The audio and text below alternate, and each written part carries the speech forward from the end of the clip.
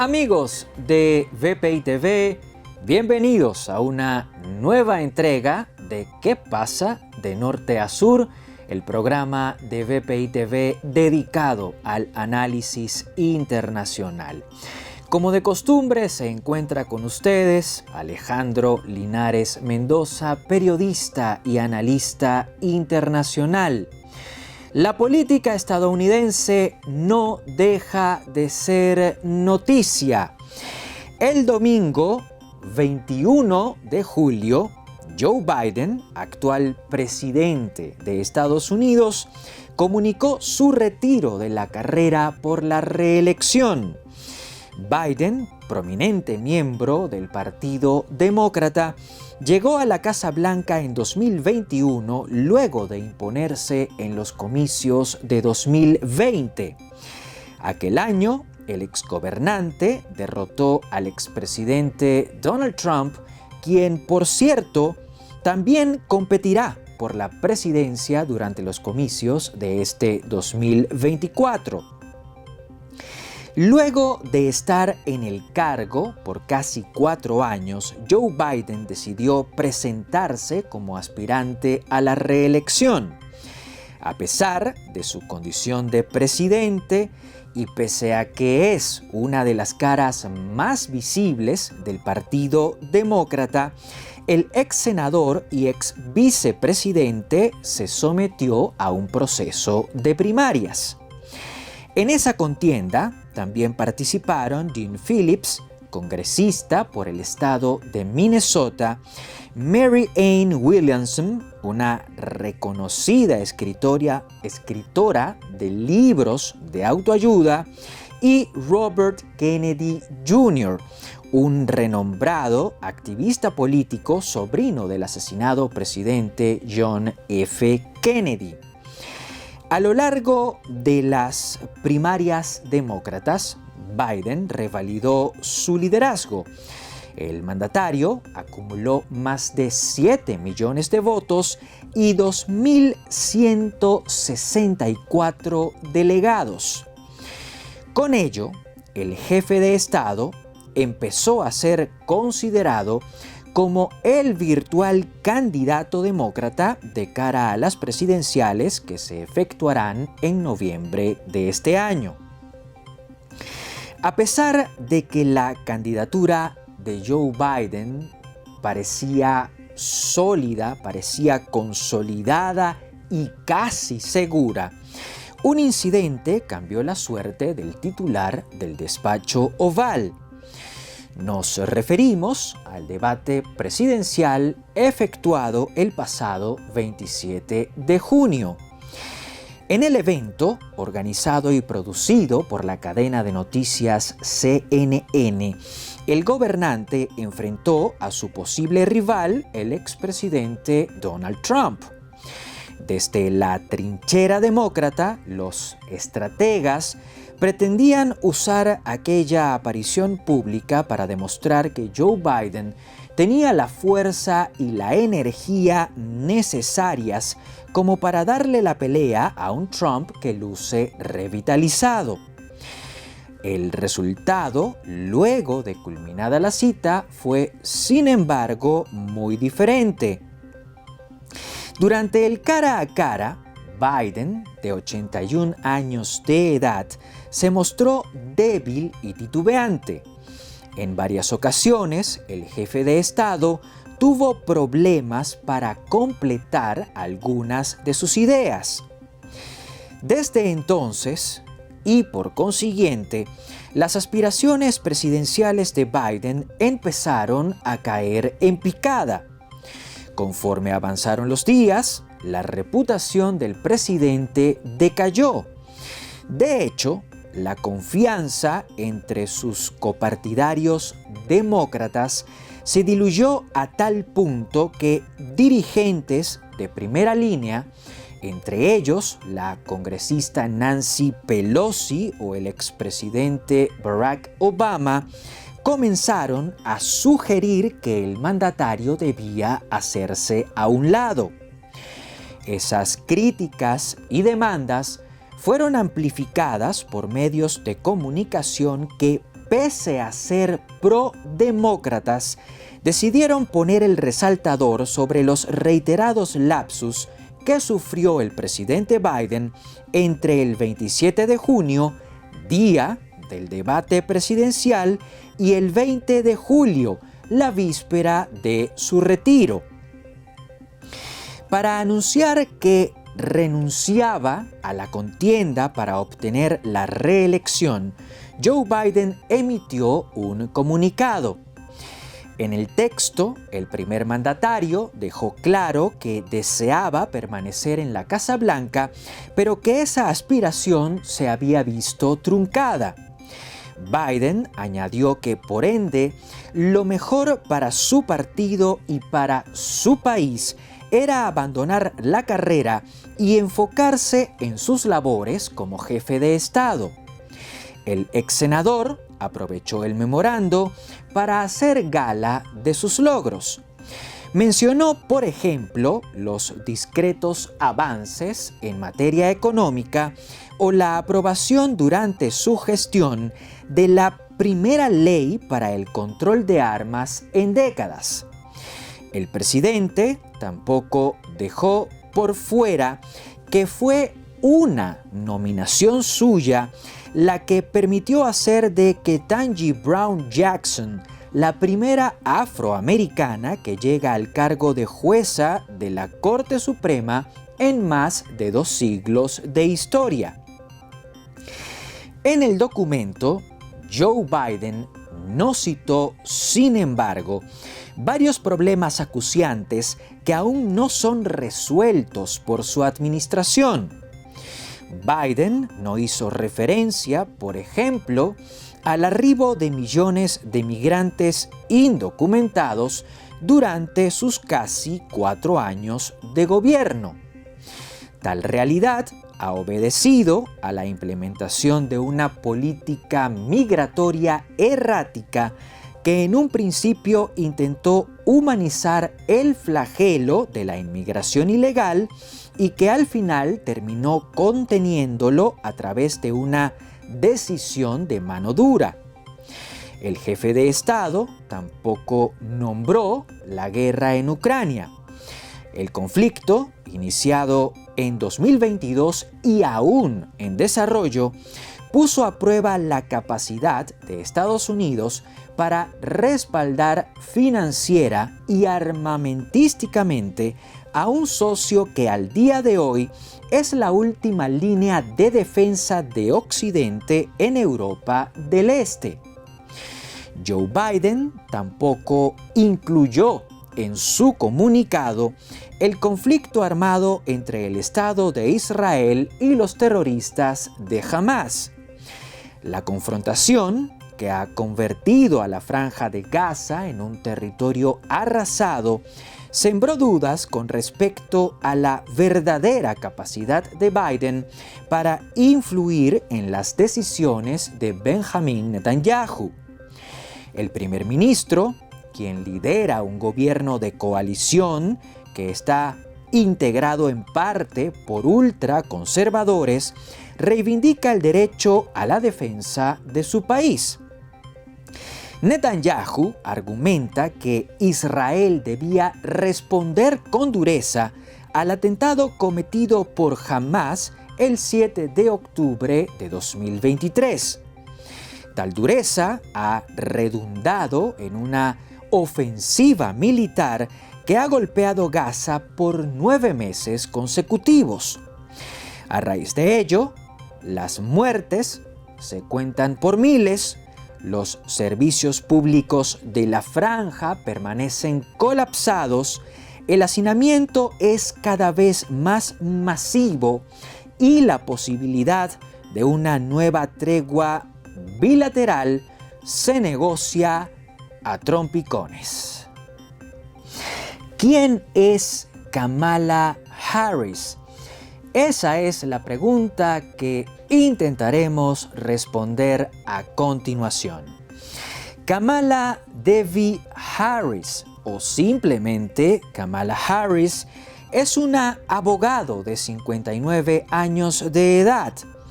cursó estudios superiores entre 1986 y 1989. De hecho, se formó en la Universidad Howard y en la UC Law de San Francisco. Luego de licenciarse como abogado, inició una carrera ascendente como servidora pública.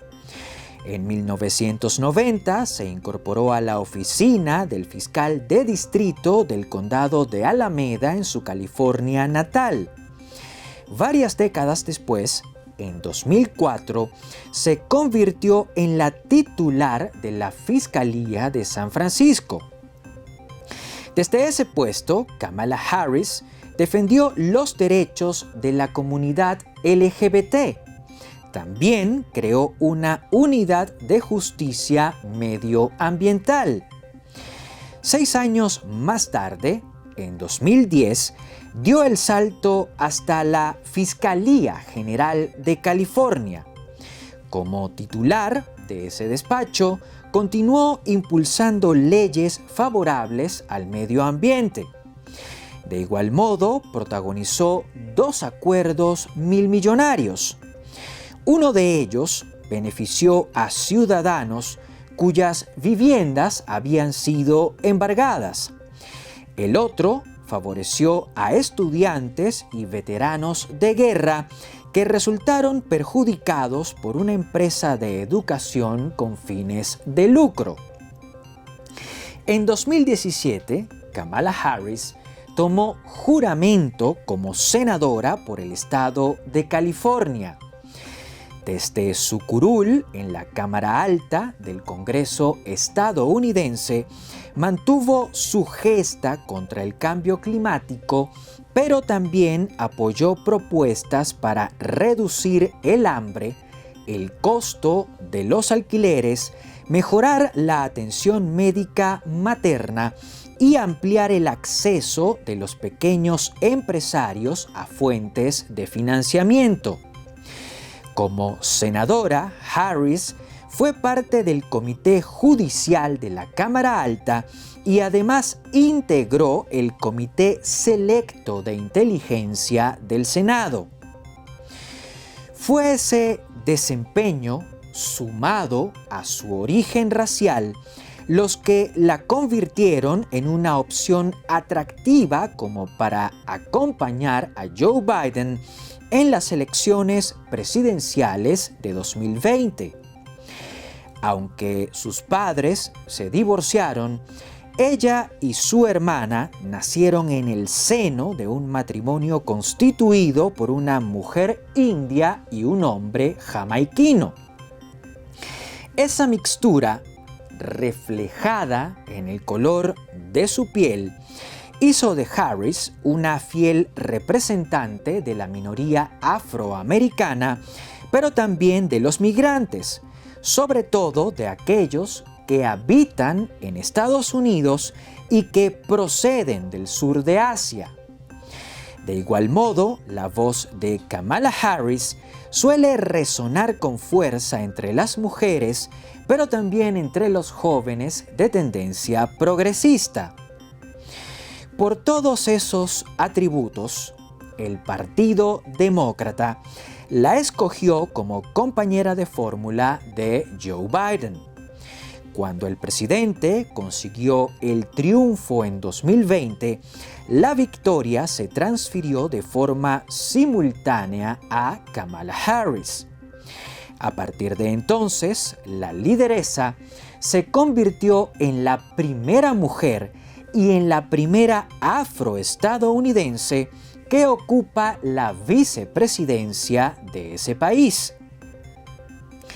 Luego del retiro de Joe Biden de la contienda para permanecer en la presidencia, los focos y los reflectores han girado hacia Kamala Harris.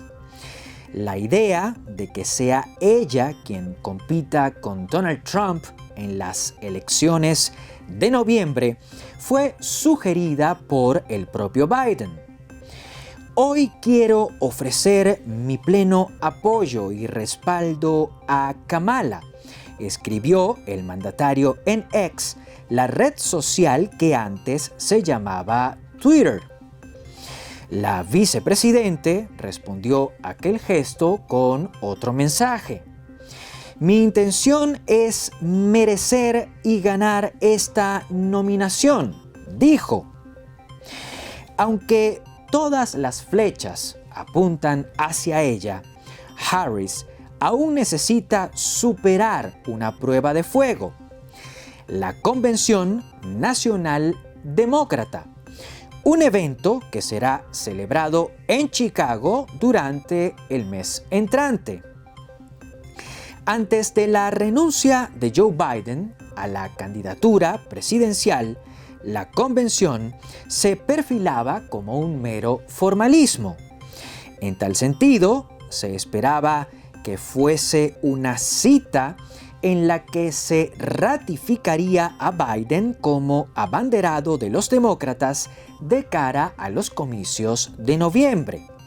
Sin embargo, su abdicación abre la puerta a un escenario que puede llegar a ser incierto. De acuerdo con las reglas de juego, los delegados demócratas que fueron ganados por Joe Biden durante el proceso de primarias irían a la convención para reiterar su respaldo al gobernante. Con su salida de la carrera, esos delegados quedaron en total libertad para apoyar al dirigente que deseen. Por ende, existe la posibilidad de que, llegado el momento, los compromisarios no voten a favor de la candidatura de Kamala Harris. Si ello ocurriera, las fricciones se apoderarían del Partido Demócrata y de su convención nacional. El evento podría prolongarse incluso por semanas hasta que se escoja a la persona que representaría al bando demócrata en las elecciones de noviembre. Una eventualidad de ese tipo no solo retrasaría la nominación oficial del candidato demócrata, sino que provocaría un cisma, es decir, una división dentro de esa organización política. Por consiguiente, Harris y su equipo de trabajo tienen hasta el 19 de agosto, día inaugural de la Convención Demócrata, para sumar la mayor cantidad de respaldos posible. La vicepresidente parece haber entendido esa necesidad y desde el mismo domingo, luego del retiro de Joe Biden, su oficina inició contactos con congresistas, senadores y con destacadas figuras del Partido Demócrata. Hasta ahora, de acuerdo con cifras compartidas por la agencia de noticias Associated Press, la vicepresidente parece haber conseguido los 1.976 delegados que le son necesarios para asegurarse la nominación. Además, personalidades como las que integran la familia Clinton, el gobernador de Pensilvania Josh Shapiro o el representante por California Adam Schiff se han decantado de forma pública a favor de la candidatura de la californiana. Como dijimos en el segmento anterior, la renuncia de Joe Biden a su carrera por la reelección ha dirigido las miradas hacia Kamala Harris, su vicepresidente y posible sucesora. Kamala Harris está ahora en el foco de los votantes, de la dirigencia demócrata, pero también en la mira del Partido Republicano. De hecho, desde la tarde del domingo, cuando el presidente Biden comunicó que se haría a un lado, Donald Trump, el abanderado republicano de cara a las presidenciales de este año, formuló una serie de comentarios que, por lo altisonantes, fueron fieles a su estilo. Kamala Harris es una broma como lo es Biden, comenzó el ex jefe de Estado. Más adelante, el magnate escribió que Harris ha sido la facilitadora en jefe del corrupto Joe, en clara y directa referencia al presidente Joe Biden. Sin presentar pruebas para sustentar sus afirmaciones, Donald Trump aseguró que la vicepresidente había sido débil con el crimen durante su tiempo como fiscal general del estado de California. De esa manera, y con tales palabras, el ex jefe de Estado dio rienda suelta a la que será su retórica de campaña, tomando en consideración que su otrora rival, Joe Biden, se ha retirado y que ahora tendrá que plantarle cara a Kamala Harris, la actual número 2 de la administración Biden. Es importante resaltar que los dardos no han llegado únicamente del lado republicano. El lunes de esta misma semana, casi 24 horas después de la renuncia de Joe Biden, Kamala Harris viajó a Wilmington, en el estado de Delaware. La escogencia de la localidad no representó un detalle menor. Wilmington es la ciudad natal del presidente Biden.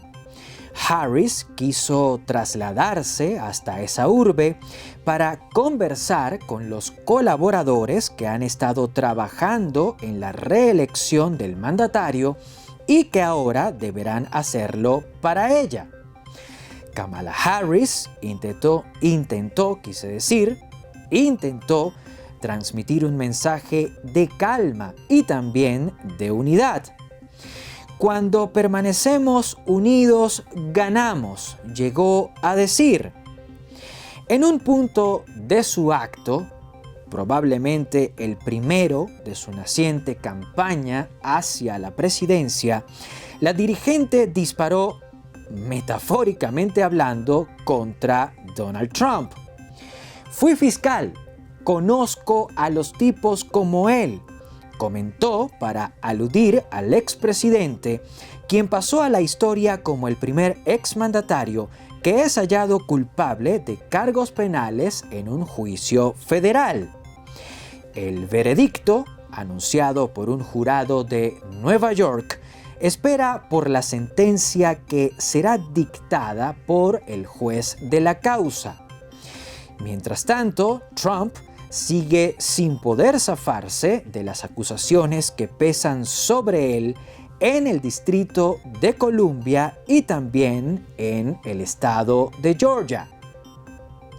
El intercambio de ataques entre Donald Trump y Kamala Harris es la evidencia que se necesita para afirmar que, pese al retiro del presidente Biden, la dinámica de la campaña por la presidencia de los Estados Unidos no va a modificar su rumbo. En consecuencia, seguiremos en presencia de una campaña que se alimentará de las rencillas, de los dimes y diretes y que avanzará vacía de propuestas. La segmentación del electorado en dos grandes bloques, en dos grandes mitades, tampoco va a variar. Un sondeo presentado por la cadena CNN el pasado 2 de julio indicó que 45% de la población votante apoyaba a la vicepresidente Harris, mientras que 47% se decantaba por el expresidente Trump. Por su parte, el sitio web Real Clear Politics, una página que realiza seguimientos diarios de distintas encuestas de opinión, formuló un promedio y en él habla de una brecha de 3 puntos porcentuales en la que Trump goza de 49% de los favores, mientras que Harris tiene el 46%. Con esos datos vamos a cerrar nuestro programa por la noche de este jueves.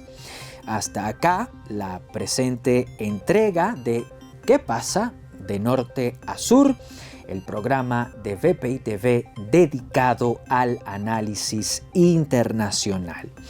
Estuvo con ustedes Alejandro Linares Mendoza, periodista y analista internacional. Nos reencontraremos, si así Dios lo permite, la semana que viene. Por lo pronto, les recuerdo que estar con ustedes siempre será un placer.